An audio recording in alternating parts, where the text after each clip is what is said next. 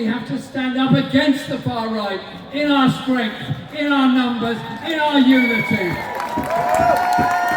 That's why we're here today.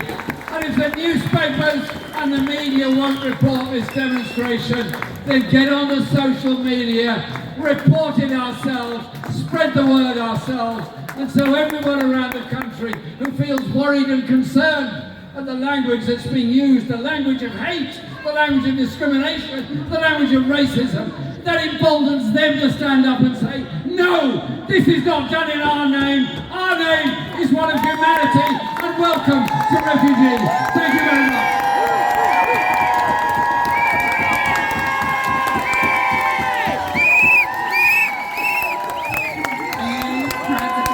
Thank you so much, Jeremy. They are running from the chaos that we created. They are running from the misery, much of which we, this country, are responsible for. And so shame on you, Rishi Sunak. Shame on you, Suella Braverman.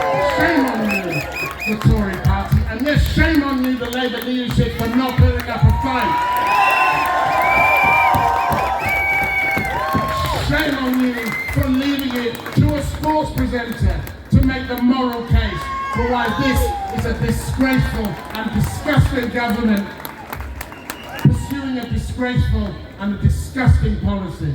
Say it loud, say it clear. Refugees are welcome here. Thank you. Imprison children. It ended the imprisonment of migrant children. And we welcomed it, you know. Every member of Parliament in the Parliament at that time supported it. In the legislation on Monday that was introduced, this migrant bill, illegal migrant bill they call it, actually the only thing illegal about it is the bill itself. But in the bill, it restores the power to the Secretary of State to imprison children. That is inhumane, it is barbaric, it is brutal, and it will destroy the lives of young children. So I'm asking, this is my appeal. The bill comes back into Parliament next Monday week, so we've got about 8 days. I want you to tell everybody you know about this element of the bill.